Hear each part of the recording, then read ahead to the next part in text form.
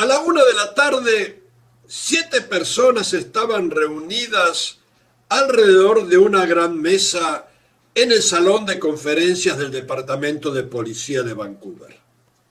Silvia y su padre, el abogado Fassini con su secretaria, el fiscal del distrito y los 2 investigadores.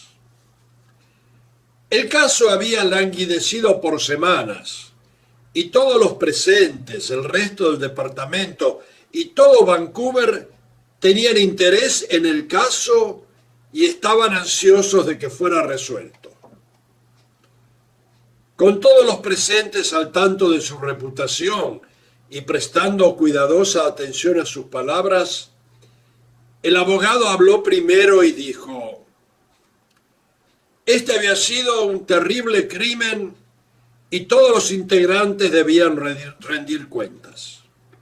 Silvia había participado en el hecho que resultó en 2 muertes, pero el abogado probaría que fue por coerción de su amante, que tenía un absoluto control sobre ella. Silvia era una persona débil, con una personalidad fácil de ser influenciada y había actuado bajo el control de una persona de menor edad, pero de gran astucia, que la había convencido de que cometer el delito era la única manera de permanecer juntas. Y a diferencia con los Estados Unidos, en Canadá, el cómplice de un robo en el que ocurre una muerte no es automáticamente sometido a la misma pena que la persona que aprieta el gatillo. La realidad era que el caso se había enfriado y los investigadores, aunque habían hecho adelantos, todavía no tenían pruebas evidentes para arrestar y juzgar a la verdadera culpable de los crímenes, Anna Levy. Silvia estaba profundamente arrepentida de lo que había hecho y estaba dispuesta a confesar todo y a testificar contra su amante en la corte. Necesitaban un testigo y Silvia estaba dispuesta a declarar. ¿Qué ofrecían las autoridades a cambio? A continuación habló el fiscal, diciendo que creía que el arrepentimiento de Silvia era sincero, pero que él debía hacer su trabajo. Apreciaba la cooperación de Silvia, pero el robo había causado la pérdida de 2 vidas inocentes. La madre de Jesús Alonso y los hijos de Rick Swanson esperaban justicia y debían recibirla. Silvia había tenido tiempo suficiente para confesar y al no hacerlo había causado indirectamente la muerte de su tío. No había manera de evitar que Silvia pasara tiempo en prisión. Además, habían descubierto que Silvia tenía antecedentes en Italia. El abogado Fassini lo interrumpió diciendo: es verdad que Silvia tiene antecedentes en Italia, pero eso no tiene absolutamente ningún valor en una corte de Canadá. Agregó: en realidad, si el fiscal abre ese asunto en la corte, yo mencionaré el hecho de que entonces Silvia tenía 15 años y fue seducida por una mujer mucho mayor que la explotó mental y sexualmente. La figura de Silvia atrae a los hombres, pero invita a ser sometida por las mujeres. En el caso presente, el hecho de que una niña de 16 años, Anna Levy, tuvo hasta este momento casi absoluto control sobre la conducta de Silvia, lo prueba ampliamente. Luego agregó: y entre nosotros, caballeros, ¿alguien piensa que entre los miembros del jurado no va a haber por lo menos un hombre que sea incapaz de enviar a esta joven a la cárcel por vida? Luego de cerca de 1 hora de conversación, los abogados sugirieron que Silvia y su padre se retiraran y esperaran en uno de los sillones fuera del cuarto. A las 4 de la tarde, Nicole Fassini, el abogado de Silvia, salió del salón de conferencias y se sentó frente a Silvia y su padre. Habló pausadamente para que sus palabras hicieran el impacto correspondiente.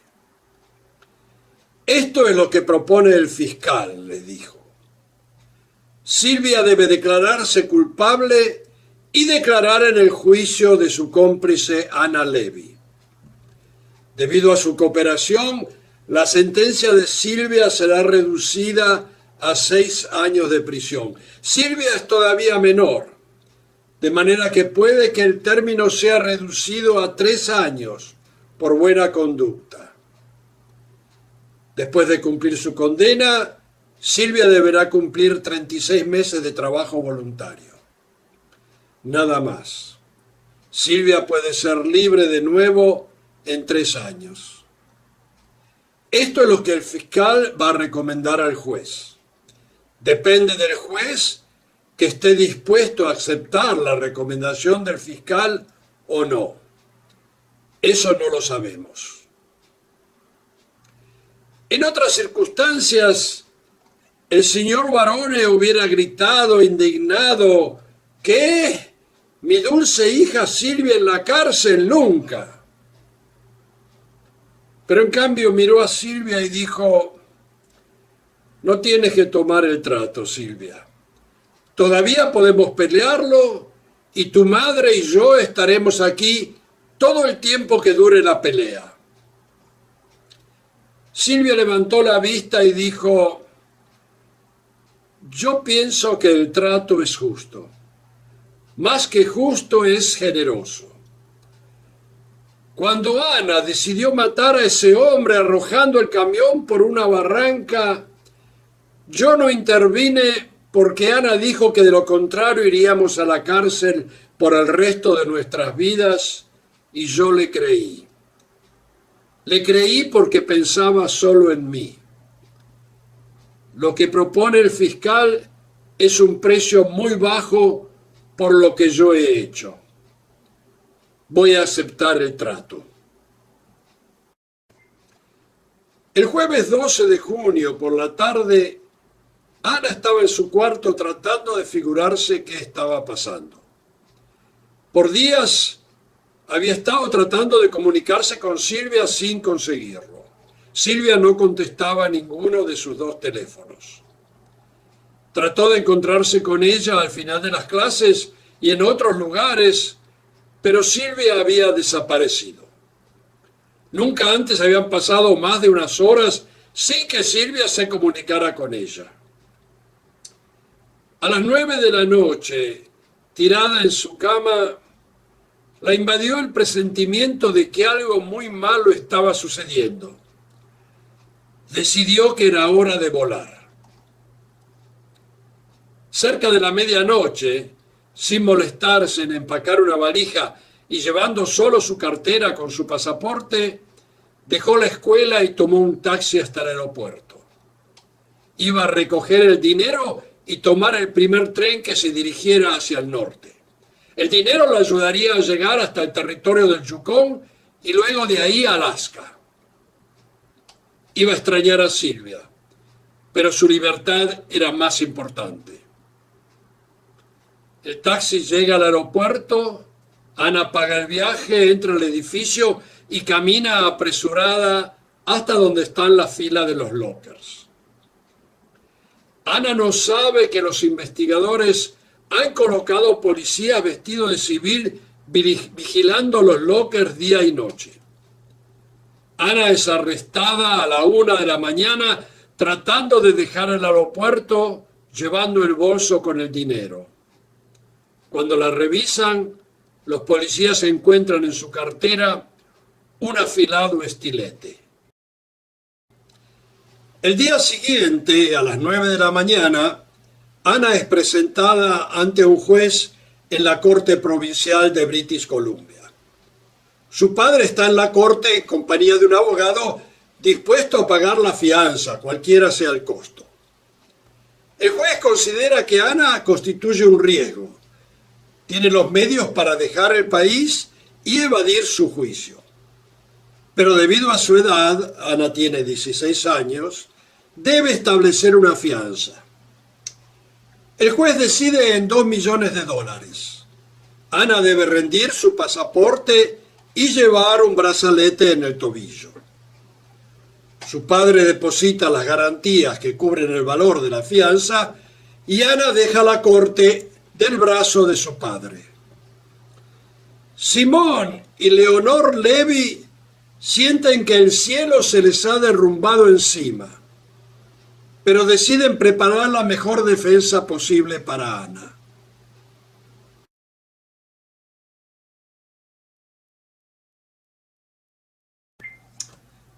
En el sistema judicial de Canadá existen dos clases de cortes. Las cortes provinciales manejan los juicios criminales, mientras que las cortes federales, conocidas también como Queen Bench o Cortes de la Reina, trabajan casos de interés nacional. Los juicios tienen lugar frente a un juez y a un jurado o solamente frente a un juez. Juicios criminales en los cuales el Estado y la defensa presentan sus casos frente a un jurado son raros en Canadá. La mayoría de los casos se resuelven a través de negociaciones y acuerdos en los cuales el fiscal de la corona accede a retirar parte de los cargos y la parte acusada se declara culpable del resto. Esto asegura una más rápida conclusión del juicio. El juicio de Ana Levy tuvo lugar en una corte provincial el miércoles 1 de septiembre. El padre de Ana contrató los mejores abogados criminales de Canadá para su defensa. El abogado de Ana recomendó un juicio conjurado. El jurista, de gran experiencia en juicios criminales, pensaba que su mejor chance era explotar la juvenil e inocente apariencia de Ana para conmover a las mujeres del jurado. También pidió un cambio de veña, clamando, con cierta verdad, que la publicidad del caso había arruinado la posibilidad de un juicio imparcial en Vancouver. El juicio de Ana Levy fue movido de Vancouver a British Columbia City, la capital de la provincia. El día del juicio el salón estaba repleto de público y de periodistas, interesados no solo en Ana Levy, sino en ver declarar a Silvia Barone, hija del generoso contribuyente del Vaticano, don Federico Barone. Estaban presentes varios reporteros de publicaciones italianas, entre ellos lo de la revista Cronaca Vera, un pasquín muy popular en Italia. Cuando Ana entró en el salón de la corte y se sentó en el lugar reservado para los acusados, exclamaciones de asombro emanaron desde el banco de los espectadores. Los presentes, muchos de los cuales no habían seguido el juicio y veían a Ana por primera vez, no podían creer que la criatura frente a ellos estaba siendo acusada de dos terribles homicidios. Al comienzo del juicio, con las 4 mujeres y los 8 hombres del jurado sentados en sus lugares, el juez leyó los cargos y preguntó a Ana cómo se declaraba. En voz apenas audible, Ana se declaró inocente. El fiscal de la corte, representando la corona, se levantó solemnemente. El fiscal nombró a las personas involucradas en el caso y expuso una breve cronología de lo ocurrido durante el crimen, colocando mentalmente al jurado en el lugar del hecho. En total habló menos de media hora. El veterano acusador, el fiscal, reservó la parte más efectiva de la acusación para los labios de Silvia, cuando le tocara el turno de declarar. Luego llegó el turno de la defensa. El veterano abogado de Silvia se dirigió al jurado, particularmente a las mujeres del jurado, e hizo una dramática declaración sobre la absurda determinación del Estado de tratar de acusar a la niña que tenían frente a ellos de ser la instigadora de dos horribles crímenes. Ana era una joven de solo 16 años, de excelente conducta en la escuela, una laureada estudiante de un prestigioso instituto, amada por sus profesoras y sin ningún tipo de antecedentes. ¿Cómo podría Ana haber llegado a envolverse en un crimen así? Había solo una explicación. La niña, enfatizando de nuevo la palabra, había caído bajo el poder de una mujer que la había enamorado y declarado ser su amante. Una mujer que la controlaba por medio de demostraciones sexuales de afecto.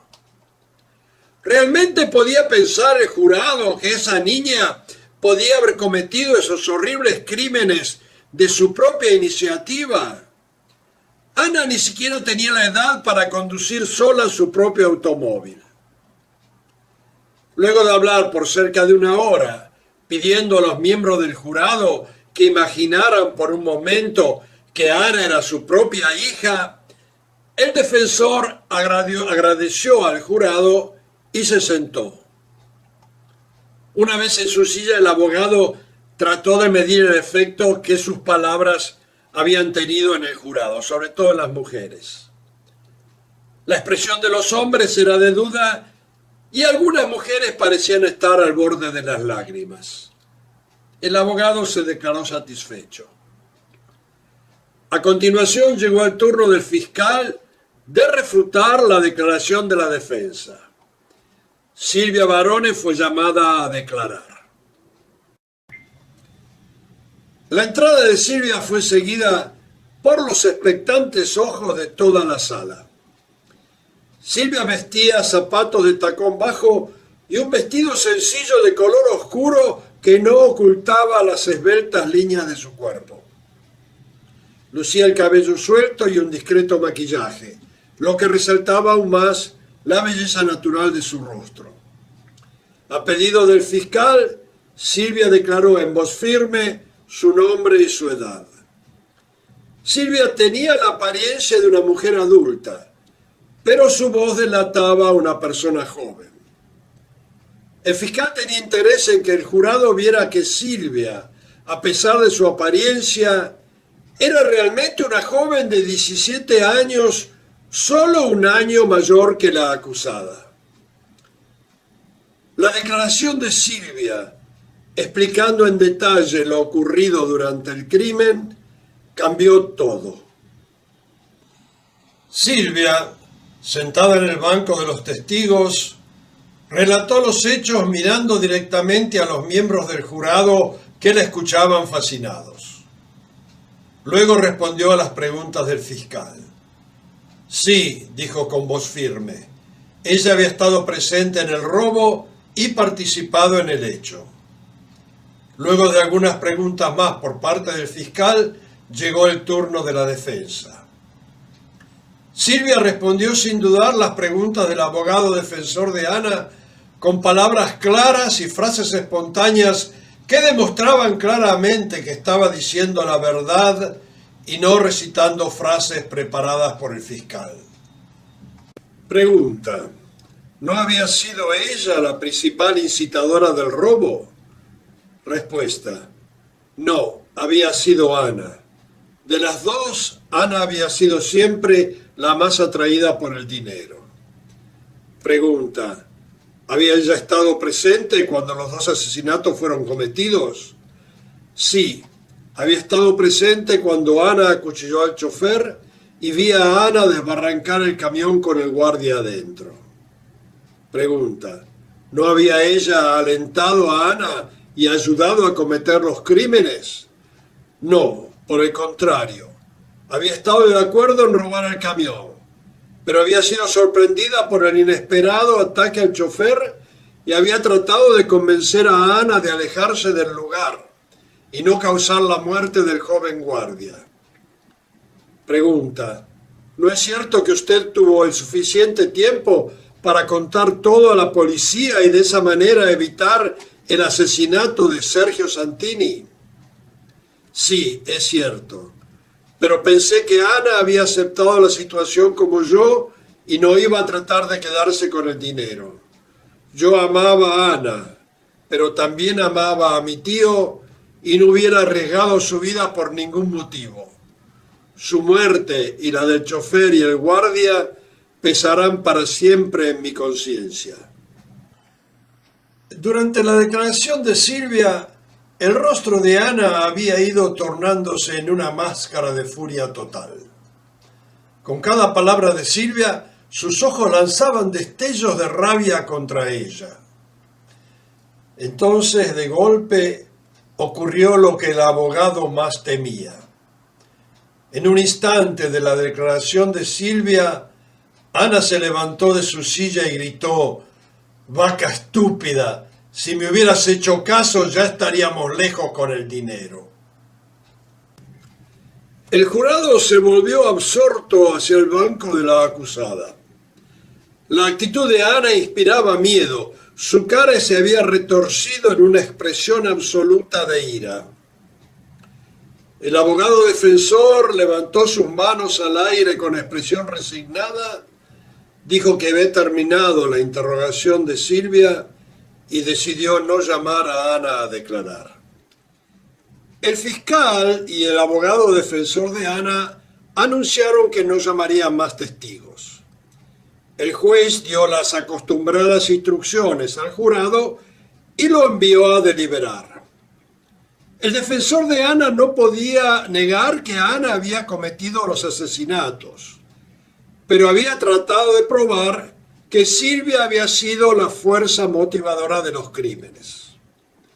Silvia había aceptado su participación en el robo y el jurado le creyó cuando dijo que el inesperado asesinato del chofer, cuando Silvia lo vio caer brotando sangre, la había puesto en shock y bajo el completo control de Ana.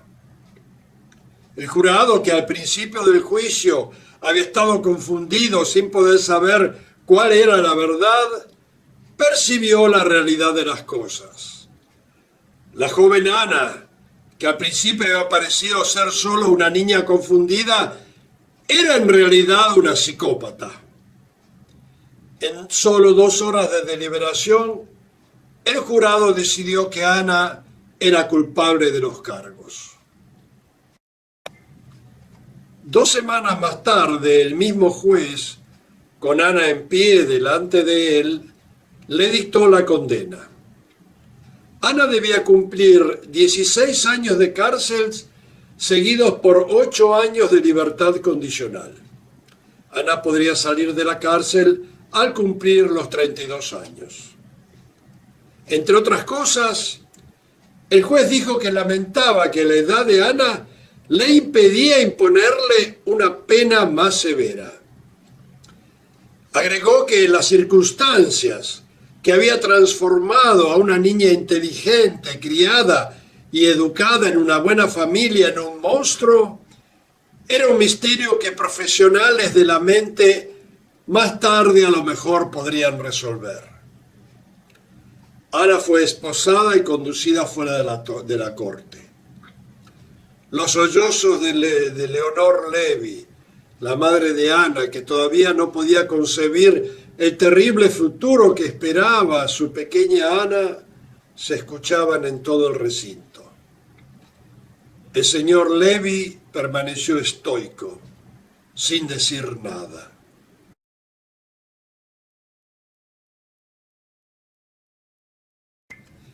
El 11 de noviembre, Silvia Barone, que había permanecido en libertad bajo fianza, fue presentada ante un juez. El fiscal de la Corona y los defensores de Silvia habían llegado a un acuerdo previo, pero era el juez el que debía aprobar, rechazar o modificar las condiciones del acuerdo. Cuando las presentaciones iniciales fueron hechas, con Silvia parada frente al magistrado, los representantes de ambas partes presentes, incluyendo la familia Barone, el juez expresó su dictamen. Este es un caso en el cual la acusada ha reconocido su culpabilidad y su participación en un robo que concluyó con la muerte de 2 personas inocentes. La acusada ha aceptado un acuerdo previo con la corona que a simple vista parece extraordinariamente benigno dada la gravedad del delito. Mi primera inclinación en este caso fue anular el acuerdo y ordenar a la corona una revisión del caso que diera más peso a las acusaciones y resultara en un aumento de las penas aplicadas, de manera que la sentencia resultara más adecuada a la gravedad de los hechos. En los 2 últimos meses he recibido una serie de cartas y testimonios que atestiguan en favor de la señorita Barone. Una de estas cartas en particular proviene de Roma y fue escrita por una persona llamada Caterina Rupi. El escuchar el nombre de la italiana, su ex amante, estremeció a Silvia. Había pasado mucho tiempo desde que había sufrido su primera desilusión amorosa, pero todavía recordaba vivamente a su Caterina. El juez continuó. La señorita Rupi, que según su carta en este momento está encarcelada en una cárcel de Roma, se enteró de este caso a través de las noticias. Caterina Rupi dice en su carta que hace 3 años tuvo una relación amorosa con Silvia Barone y que mediante amenazas de terminar la relación y dejarla, la forzó a realizar actos ilegales. Según ella, Silvia Barone puede ser fácilmente manipulada por personas en las que confía. La carta termina diciendo que no espera beneficio personal por escribir la carta, solo un pequeño grado de redención por el daño causado. Esta declaración y otras me han hecho examinar nuevamente con cuidado las situaciones que tuvieron lugar previamente al delito. He llegado a la conclusión de que la corona no ha asignado la culpa entre los participantes del crimen de manera justa y no ha tenido en cuenta la posible influencia ejercida sobre Silvia Barone para que tomara parte en el delito. En conclusión, la Corte decide que Silvia Barone debe servir 3 años de prisión, con la posibilidad de excarcelación por buena conducta luego de 18 meses. Debe además cumplir 300 horas de trabajo voluntario, de acuerdo con las condiciones establecidas en el previo contrato con la corona.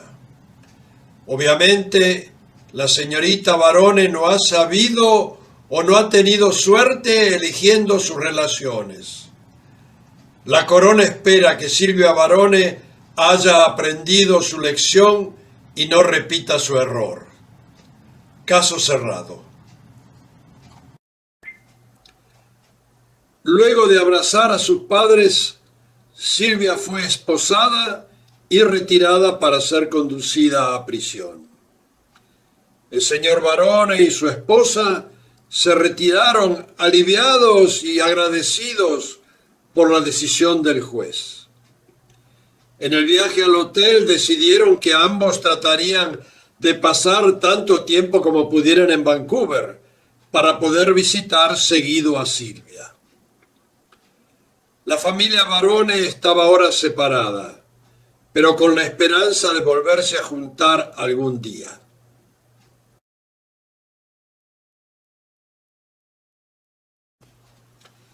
Bueno, amigos, aquí terminamos con el video Dos inocentes criaturas.